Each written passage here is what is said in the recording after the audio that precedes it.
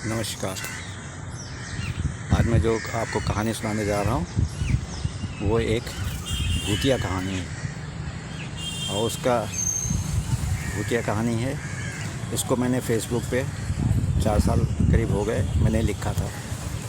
अब उसको मैं दोबारा जो हूँ, क्योंकि फेसबुक पे जो है एक साथ कहानी दिखाई नहीं जाती और हमेशा वो बदल जाती है, इसलिए जो है इस कहानी को मैं यूट्यूब के माध्यम से सबके साथ कहना चाहता हूँ।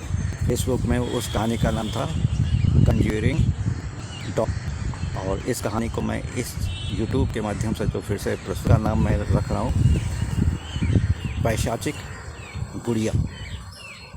समझे ना। तो ये कहानी जो है शुरू होती है, मैंने नाम फिर से बदल दिया है इसलिए माफ़ कीजिएगा। ये कहानी शुरू होती है रितेश और संध्या का। दोनों बहुत ही लविंग कपल थे, बहुत ही एक दूसरे को बहुत प्यार करते थे।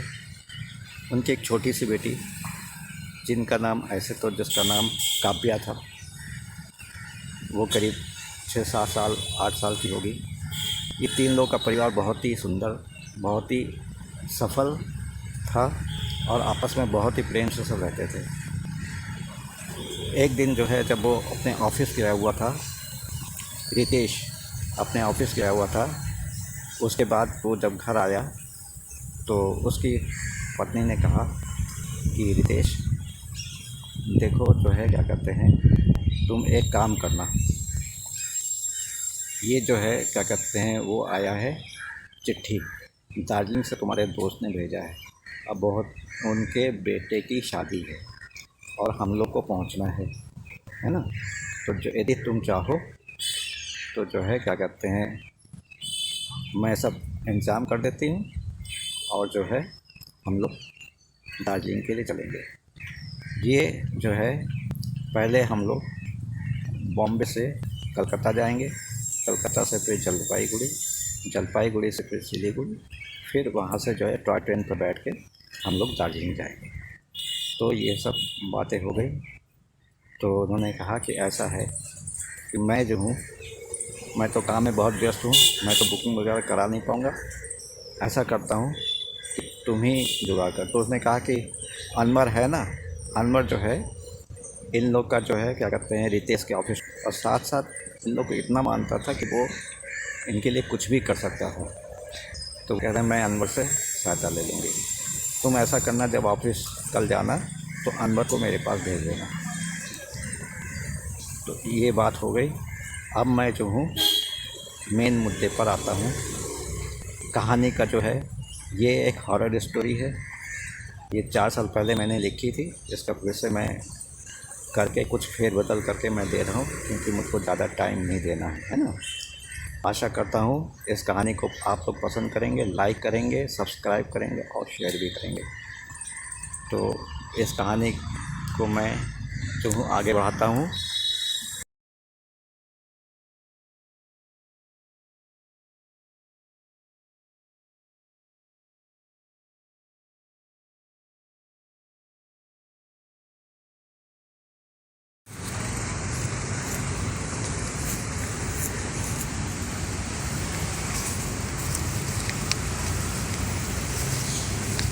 नमस्कार।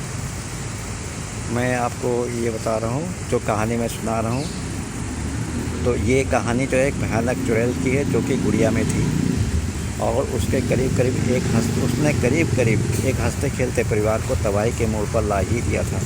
यदि अनवर ना होता, मुंबई के बहुत से फैक्ट्रियों के मालिक और बहुत सारे मॉल के मालिक रितेश, जो कि एक बार सांस लेते थे तो लाखों रुपए उसके अकाउंट में जमा हो जाते थे, स्वभाव से बेहद शांत और पत्नी और बेटी को बेहद चाहने वाले एक संस्कारी व्यक्ति, और अनवर उसके साथ हमेशा साय के साथ लगा रहता था।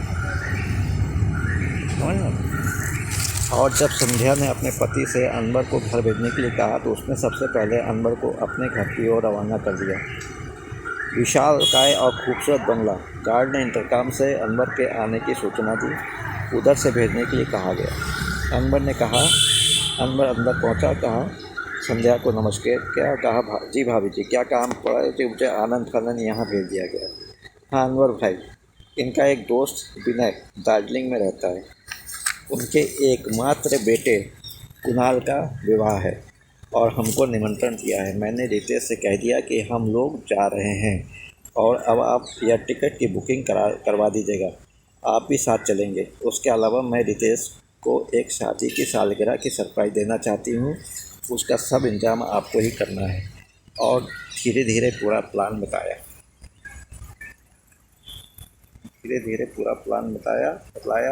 फिर 2 लाख रुपए दिए यह टिकट और प्लान को अच्छी तरह से निपटाने के। 2 दिन बाद निकलना होगा।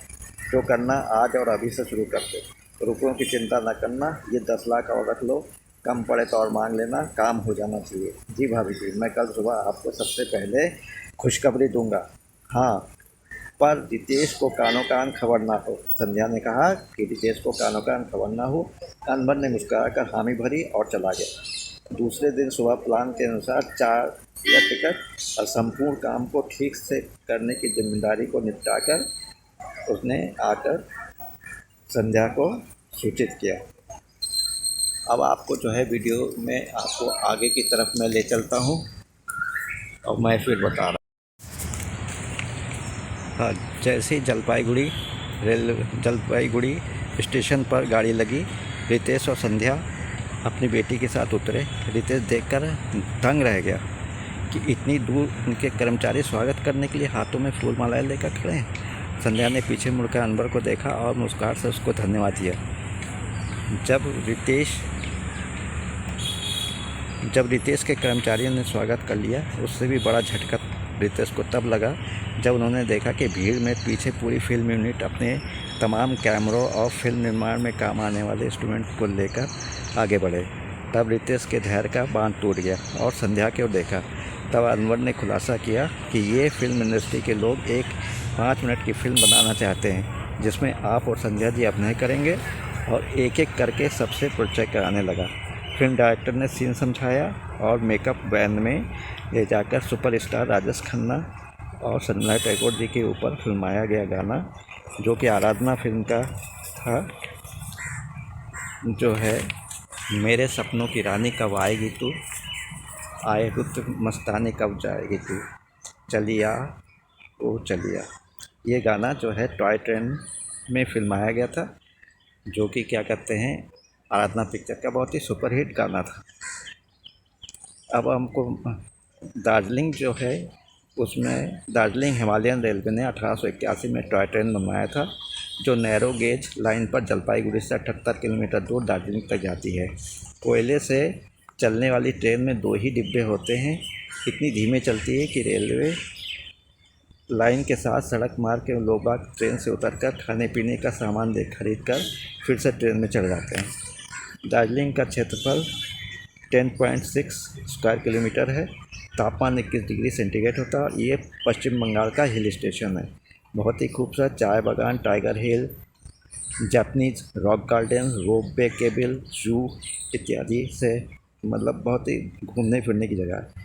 चारों ओर से कंचनजंगा की पहाड़ियों से घिरा शांत शहर है। फिल्म डायरेक्टर ने पूरी टॉय ट्रेन बुक कर ली थी। एक खुली हुई कार का इंतजाम भी था, जिसमें रितेश बैठकर लिपिंग करेंगे और संध्या जी एक इंग्लिश नॉवेल पढ़ते हुए सलमा जी का रोल अदा करेंगी। ये तो बात हो गई पूरी। मेकअप के बाद फिल्मांकन शुरू हुआ।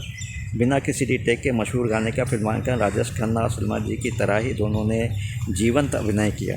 फिल्मांकन के बाद जोरदार ढंग से लंच हुआ। उसी टॉय ट्रेन पर बैठकर दोनों विवाह में सम्मिलित होने दार्जिलिंग की ओर चल पड़े। सबने उन्हें विवाह के सालगिरह की शुभकामनाएं दी। बेटी काव्या बहुत ही खुश थी और इस तरह वो अपने मित्र विनय के कोठी पर जा पहुँचे।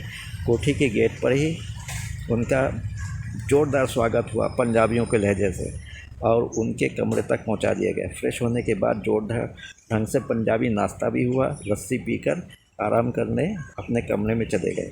कमरा बहुत ही खूबसूरत ढंग से सजा था। खिड़कियों के बाहर के पहाड़ियों का दृश्य मनमोहक था।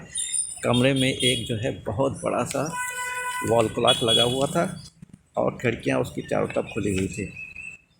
तो अब मैं जो हूँ आपको दार्जिलिंग की सैर कराऊंगा और किस तरह से रितेश और संध्या और काव्या एक चुड़ैल के चक्कर में पड़े ये मैं आपको बताऊंगा।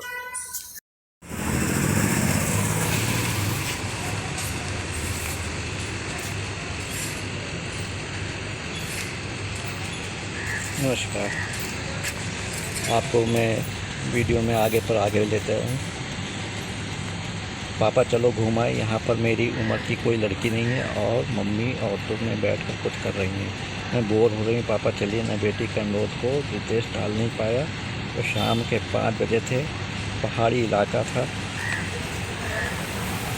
इसलिए अंधेरा होने लगा था। हवा में ठंडक थी। वो चल पड़ा, बेटी को हाथ पकड़कर बातचीत करते। ना जाने कब एक सुनसान इलाके में पहुंच गया। चारों तरफ कोई भी नहीं था। चिड़ियों और जंगली जानवरों की आवाज़ रितेश और उसकी बेटी को डराने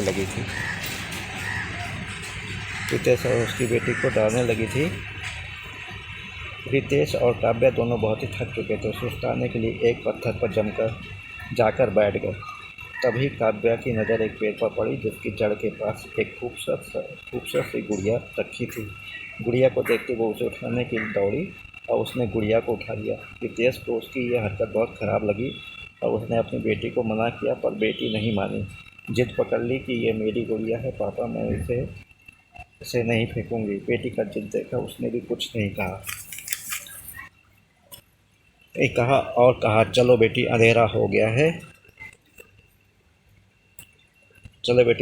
गया है, मम्मी परेशान हो रही होंगी। घर से थोड़ी दूर पर अनवर मिल गया और काव्या के हाथ में गुड़िया देखकर चौंका। ये कहाँ से मिल गई? इस पर रितेश ने सारा किस्सा बतलाया। रात के 8 बज गए थे। गेट पर सभी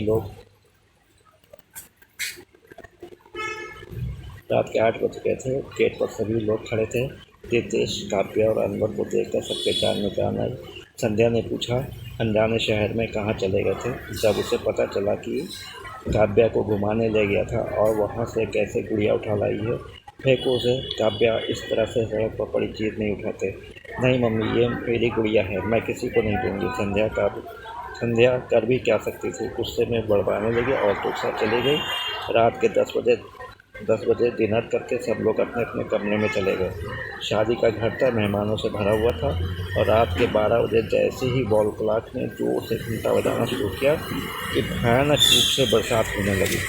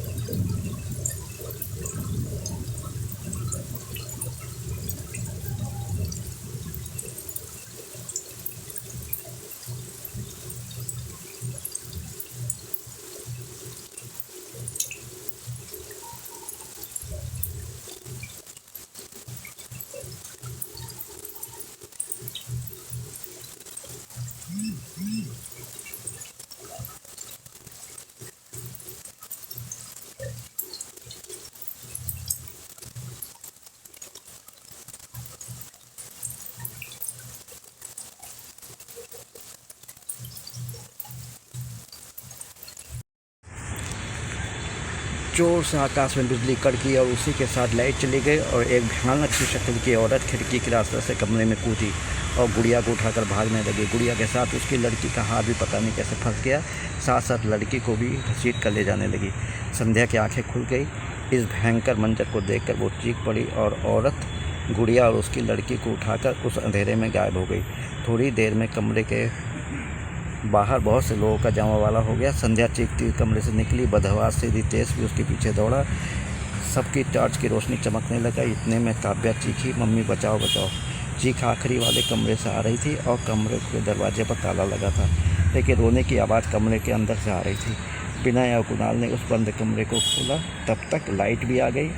जब सब कमरे में पहुंचा तो देखा कमरा तो खाली था। फिर काव्या कहाँ थी? काव्या काव्या कहकर लोग जोर जोर से पुकारने लगे। इतने में मम्मी मैं यहाँ हूँ। सबने पीछे पलट कर देखा तो काव्या हाथ में गुड़िया लेकर खड़ी थी। मम्मी आप रो क्यों रही थी? मैं तो सो रही थी, आपके पुकार से मेरी आंखें खुल गई। क्या वो इतने सारे अंकल आंटी मेरा नाम क्यों ले रहे हैं?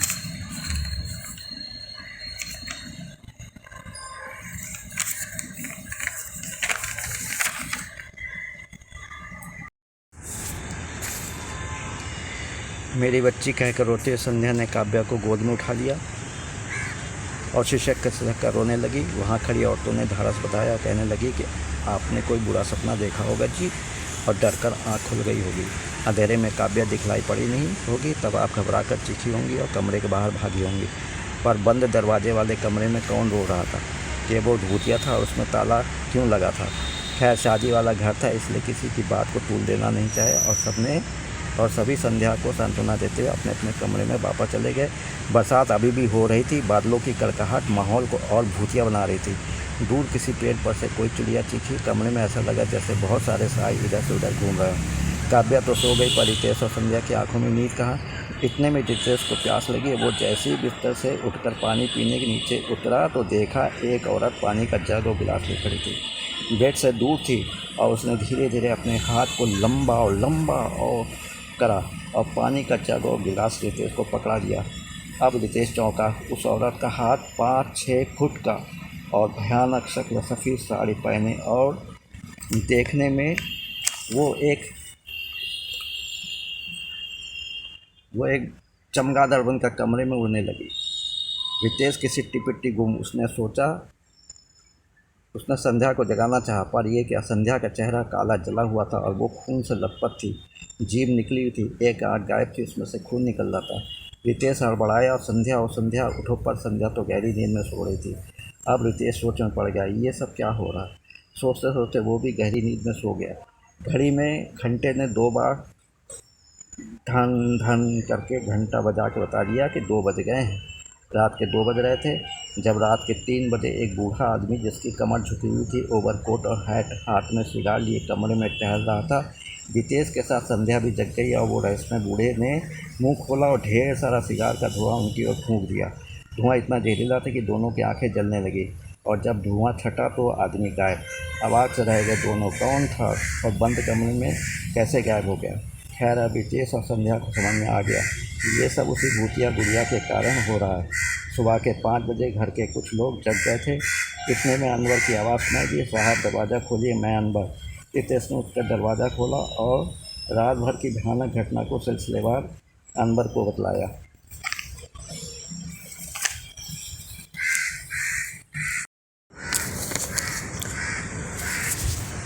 कहानी में मज़ा आ रहा था आप लोगों को? सुनिए, मैं बैठ के वहाँ कहानी बता रहा हूँ जहाँ की पोस्टमार्टम होता है। तय हुआ कि जब बारात जाएगी तब बहाने से गुड़िया को काव्या का हाथों से लेकर जला दिया जाएगा। धीरे धीरे घर में चहल पहल शुरू हो गई। जमकर लोगों ने नाश्ता किया, औरतों ने शगुन के गीत गाने शुरू कर दिए। माहौल खुशनुमा हो गया और शाम होने को आई। कुणाल की शादी की रस्में पूरी हो गई। बारात चलने को थी। सजी हुई लंबी सी कार गेट पर खड़ी थी। सेहरा लगाकर कुणाल गहरी नीले रंग के सूट पर बहुत खूबसूरत और हैंडसम लग रहा था। बैंड वालों ने धुन निकाली, मेरे सपनों की रानी कब आएगी तू, आई ऋतु मस्तानी कब आएगी तू, चली आ तू चली आ। रितेश ने संध्या को देखा। संध्या शर्म से लाल पड़ गई, क्योंकि थोड़ी देर पहले ही उन्होंने इस गाने पर पूरी फिल्म की शूटिंग की थी स्टार 10 में बैठ कर। और कुछ देर सभी ने जमकर डांस किया और बारात चल दी। थोड़ी दूर पर जाकर बारात रुक गई। कुणाल को घोड़ी पर बैठाया गया, रस्में हुई और नाचते गाते सब होने वाली दुल्हन के दरवाजे पर पहुँचे। अचानक काव्या गुड़िया को लेकर बंगले के भीतर चली गई। पीछे पीछे अनवर दौड़ा और इतने वो दौड़ती उस जगह पर पहुँच गई जहाँ भटूरे बन रहे थे। बड़ी सी कढ़ाई और उसमें खौलता हुआ तेल। अचानक पीछे से शोर सुनाई पड़ा। अनवर ने देखा कि दूल्हे की घोड़ी दूल्हे को गिराकर काव्या की तरफ दौड़ी चली जा रही है। अनवर ने काव्या को पकड़ा, तब तक घोड़ी खौलते हुए तेल की कढ़ाई से टकरा गई और कढ़ाई पलट गई। उसी के साथ काव्या के हाथ से गुड़िया छूटकर भट्टी की आग में गिरी। गुड़िया जलने लगी। इधर अनवर ने काव्या को दूर धकेल दिया और छलांग मारकर जमीन में फैले तेल से दूर हट गया। संध्या और रितेश ने अनवर और काव्या को संभाला। खैर किसी को चोट नहीं आई। दूल्हा भी सही सलामत बच गया और गुड़िया की कहानी भी सदा के लिए ख़त्म हो गई। और इस तरह से ये खुशनुमा दी एंड हुआ। आप लोगों को कहानी कैसा लगा? लाइक करिए, सब्सक्राइब करिए, शेयर करिए। ये एक भुतिया कहानी जिसको करीब 4-5 साल पहले मैंने फेसबुक पे लिखा था। अब कहानी का मैंने नाम बदल दिया और कुछ पात्रों के नाम भी बदल दिए हैं। आशा करता हूँ कि आप लोग उसको पसंद करेंगे और हमको जो है बतलाएंगे कमेंट्स करके कि कैसी लगी कहानी। धन्यवाद। जय हिंद, जय भारत। मैं बाबा अनिल, लखनऊ से।